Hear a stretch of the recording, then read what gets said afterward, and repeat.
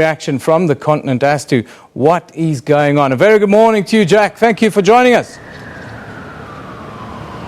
Good morning to you. Yeah, a momentous day, historic vote.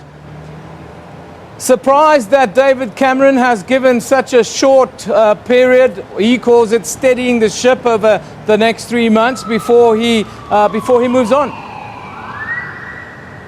Exactly. So we've heard from the UK Prime Minister David Cameron speaking outside Downing Street in London to say that he will spend a 3-month period essentially in control of his government with the same cabinet, trying to make sure that everything's steady before leaving his office as Prime Minister of the United Kingdom. Now already there's huge speculation who will replace him. Boris Johnson, the leader of the Leave campaign, is likely to be the one. He's the favourite at the moment. We've also heard from Mark Carney, the Bank of England, coming out and saying that the bank is ready for this. We have measures in place.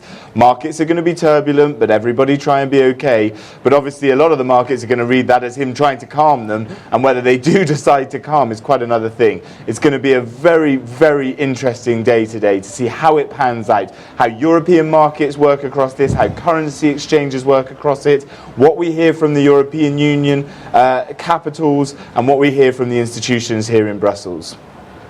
What is the word coming out of the continent right now, Jack? We know that the French nation are also divided as to whether they should stay within the bloc. I'm sure there'll be some turmoil in places like the Netherlands, for instance. They also undecided, a little bit in Spain and even in Germany, one would think. What's happening on the continent after what's transpired this morning? Well, indeed. So the leader of the French far-right group, the Front National, her name's Marine Le Pen, she came out and said, right, time for a France referendum on this as well. Also, the leader of the anti-Islam and massively Eurosceptic party in the Netherlands, a man named Geert Wilders, has said, right, time for a Dutch referendum as well. So there's going to be some questions about that. But remember that those countries are going to have a different set of processes, and the leaders of those countries are going to have a different set of pressures on them on whether they try to leave or try to set up a referendum to leave the European Union. Now, what's going to be interesting is how business, how finance markets try and essentially work around the UK's exit and how that happens. At the moment, it looks like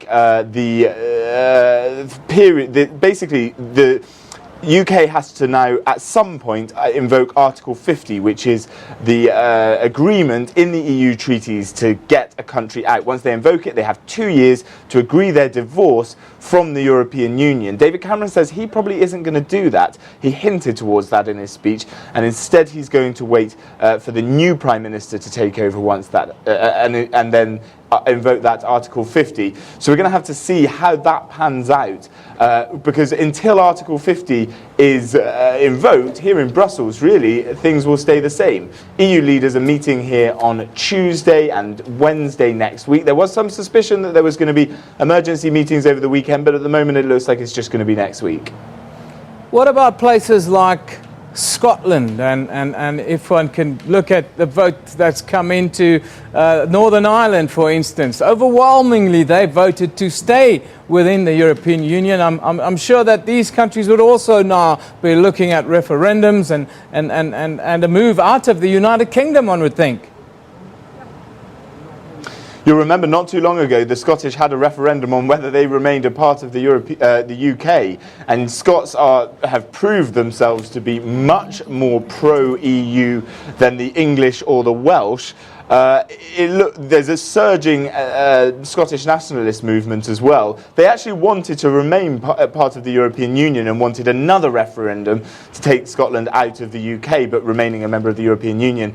But now with this result, excuse me, it looks like the Scots will very, very quickly, this leading Scottish National Party that has the majority of Scottish MPs in the Parliament, will now push to try and get Scotland out of the United Kingdom. On the Irish front, we've already heard from some unionists in Ireland, unionist factions that want Ireland to be united, that they will now push for Northern Ireland to become part of Ireland, which is still a member of the European Union, the Republic of Ireland.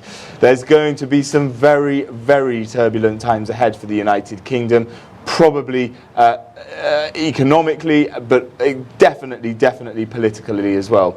It's going to be a real fallout from this, and we'll have to wait and see how it pans out. That might not we might not see too much of it over the next couple of days. There'll be a lot of talk, but how it works in the coming months and years, it could really see a breakup of the UK. That is a possibility. Jack, what about issues of safety and security? There are murmurs underneath that now Europe are much more open to a Russian influence, for instance, with Britain stepping out of the breach, as it were. There's a lot of journalists and observers in Moscow definitely saying that Vladimir Putin, the Russian president, will be doing a little merry dance in his office. Obviously, the European Union and Russia have had very tense relations at the moment. Following the Ukraine crisis, the sanctions that were exchanged after the annexation of Crimea by Russia, and a united Europe, the European Union leaders and figures here in Brussels have always said that the way to handle Russia is if Europe is united. A Brexit throws that unity into question, and there will be questions about what happens with regards to Russia. It's important to note as well that there are predictions from many economists before this referendum was held that there could be somewhere in the region of a -5 to -20% recession in the United Kingdom. If that's the case, then the UK is going to need to go and look for money elsewhere, just like the Greeks did when they were having their issues, their financial issues ahead of their bailout discussions with the European Union. They got cozy with the Russians as well. So whether that's something that the UK has to look into, bearing in mind there's a lot of Russian investment in London, that could be a major factor in everything that goes on in the fallout of this.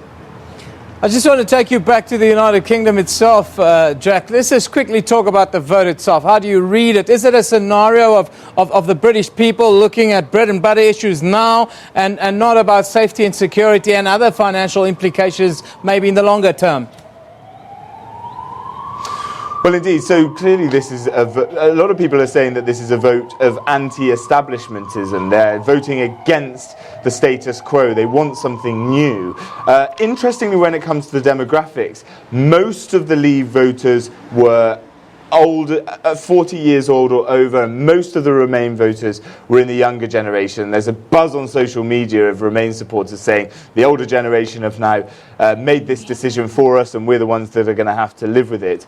But obviously how it all pans out, their reasons for voting, that will all be analysed now in the coming weeks. Jack, thank you very much for that update. Coming to you live from Brussels, reporting on, well, the turmoil on the continent this morning as well, of course, after the Brexit vote. If you've just joined us, well, Britain have voted to leave the European Union. Even more surprisingly is what followed after that. British Prime Minister